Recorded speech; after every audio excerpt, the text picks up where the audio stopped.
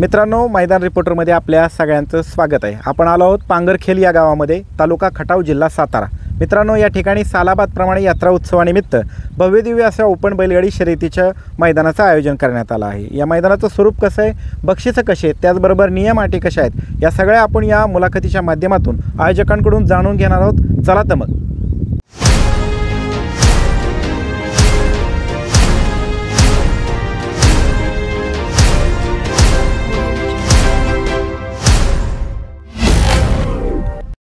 दादा नमस्ते। नमस्ते। आपलं नाव काय दादा? दिनेश जगताप।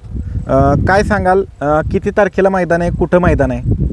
पांगरखेल गावामध्ये मैदान आहे। तालुका खटाव, जिल्हा सातारा। किती तारखेला मैदान? 16 तारखेला ओपनचं मैदान आहे। बरं, मैदानाच्या परवानगीची प्रोसेस कुठपर्यंत आली दादा? परवानगीची प्रोसेस सध्या झालेली आहे।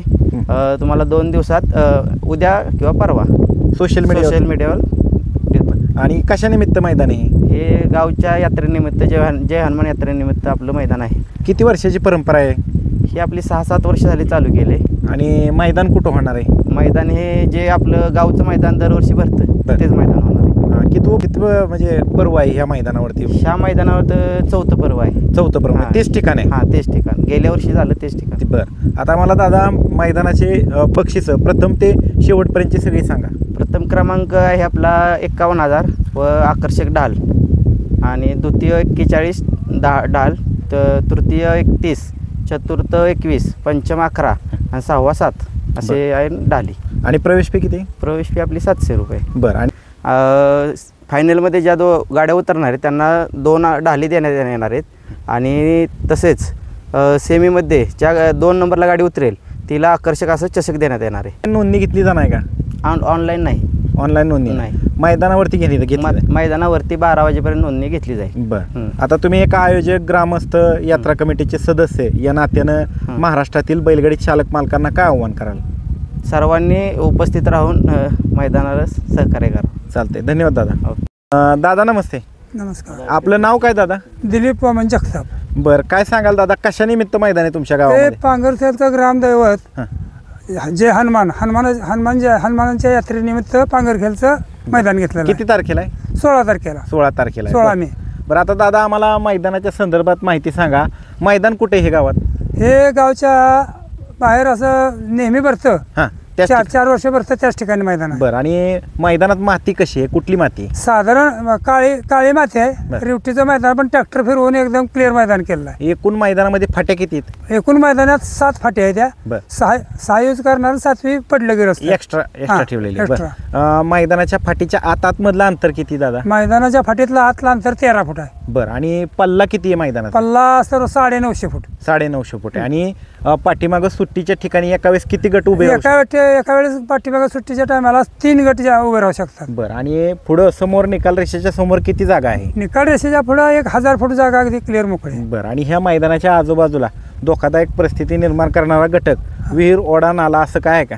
विहीर, ओढा, वाला अजिबात काही सुद्धा नाही तिथे। एकदम स्वच्छ मैदान आहे। बरं, आता एक आयोजक, ग्रामस्थ आणि यात्रा कमिटीचे सदस्य या नात्यानं तुम्ही काय सांगाल महाराष्ट्राच्या तमाम बैलगाडी चालक मालकांना? आमचं तमाम बैलगाडी मालकाला एकच सांगणं आहे, पांगरखेलचे दरवर्षी पारदर्शक मैदान पार पडतं। तरी सर्वांनी सहकार्य करून सकाळी लवकर गट सोडून लवकर जर चालू केलं आणि गाडीवाल्यानं सहाय्य केलं तर एकदम पारदर्शक मैदान पार पडतो आम्ही। चालते, धन्यवाद दादा। धन्यवाद। दादा नमस्ते। नमस्कार। आपलं नाव? विनायक जगताप। बरं, आता काय सांगाल मैदानाच्या संदर्भात, कशानिमित्त मैदान आहे आणि कुठं मैदान आहे? मैदान हे आपले ग्रामदैवत जय हनुमान यात्रेनिमित्त मैदान भरवले। पांगरखेलमध्येच दरवर्षी आपले मैदान होतं, त्या ठिकाणी मैदान आयोजित केले। बरं, आता दादा वळूयात मैदानाच्या नियम अटींकडं।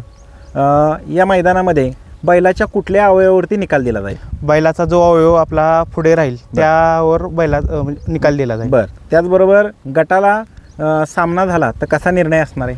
गटाला सामना झाला तर गाड्या परत त्या सोडल्या जाते। त्याचबरोबर सेमीफायनलला सामना निकाल झाला तर कसा निर्णय असणार आहे? सेमीला सामना झाला तर संगनमत त्या 2 बैलगाडी मालकांचं झालं तर, नाहीतर त्या 2 गाड्या परत सोडण्यात येतील। बरं, त्याचबरोबर लॉबी टचचा निर्णय कसा असणार आहे दादा? संपूर्ण तास आपलं पलटी केलं हां. तरच लॉबी गाडी दिली जाणार, म्हणजे बाद दिली जाणार. बाद दिली जाणार. बरं. त्याचबरोबर मैदानात बॅरिकेड किती टक्के असणार आहे? मैदानात 30% बॅरिकेड आपण केलेलं आहे. बरं. आणि खाली झेंडा पंच म्हणून कोण काम पाहणार आहे? झेंडा पंच आपले सोमनाथ जगदाळे पेडगावचे ते झेंडा पंच आहेत. बरं. आणि समालोचक म्हणून कोण काम पाहणार आहे मैदानामध्ये? समालोचक विकास सर आपले आहेत. बरं. आणि एका वेळेस किती गट खाली जाणार आहेत? एका वेळेस 3 गट आपले खाली जाणार आहेत. त्यांना टाईम लिमिट किती असणार आहे? 7 मिनिटं टाईम आहे. बजर सिस्टीम आपण करणार आहे त्यांना. बरं. त्याचबरोबर दादा हे मैदान जरा गावापासून थोडंसं लांब आहे, हा. त्यामुळे पिण्याच्या पाण्याची टँकरची व्यवस्था करण्यात आली. पिण्याच्या पाण्याची पूर्ण सोय केलेली आहे. ते सगळे त्याचबरोबर पशुवैद्यकीय अधिकारी ज्या दिवशी मैदान संपन्न होणार आहे त्या दिवशी दिवसभर इथं उपलब्ध हो असतील. दिवसभर इथे उपस्थित राहणार. मैदान त्याचबरोबर चालण्यापासून. ॲम्ब्युलन्सची व्यवस्था करण्यात आली. हा ॲम्ब्युलन्सची पण व्यवस्था आहे. आणि एक महत्त्वाचा विषय, ओपनचं मैदान घेताय तुम्ही, स्वच्छ सूर्यप्रकाशामध्ये आम्हाला फायनल पाहायला मिळेल का? हो 100% बैलगाडी मालकांनी सहकार्य केलं तर 100% स्वच्छ सूर्यप्रकाशात आपल्याला मैदानाचा फायनल. त्याचबरोबर जी बक्षिसाची रक्कम तुम्ही जाहीर केली ती संपूर्ण आम्हाला विजेत्या बैलगाडी मालकांना मिळेल का? हो 100% भेटणार. त्याचबरोबर दादा एखादी गाडी विजेती झाली आणि त्या बैलाच्या चालकाने, त्या गाडीवरच्या चालकाने जर समजा त्या बैलाच्या शिफ्टीचा चावा घेतला, ही बाब तुमच्या निदर्शनास आली अथवा कोणी ऑब्जेक्शन घेतलं तर ती गाडी बाद केली जाईल का? हो 100% बाद केली जाईल. त्याला ऑब्जेक्शन घेण्यासाठी किती गटाचा कालावधी असेल? 2 गटांचा त्यांना कालावधी बाद गाडी ऑब्जेक्शन घेण्यासाठी. बरं. आता ह्या मैदानाचं लाईव्ह प्रक्षेपण कुठल्या चॅनलवर केलं जाणार आहे? ह्या मैदानाचं लाईव्ह प्रक्षेपण निसर्गाचे नाळ या चॅनलवर आहे. त्याचबरोबर एक महत्त्वाचा जाताना एक शेवटचा प्रश्न दादा, या मैदानामध्ये थेट आयोजकाची अथवा गावची गाडी फायनलला पळवली जाईल का? नाही आमच्या म्हणजे सध्या गावामध्ये बैलगाडीमध्ये पळणारा बैल नाही, फक्त मनोरंजनासाठी आणि परंपरा गावाची आहे आपल्या बैलगाडी शर्यतीची, त्यासाठी आम्ही हे मैदान भरवलेलं आहे. बरं, चालतंय. धन्यवाद दादा.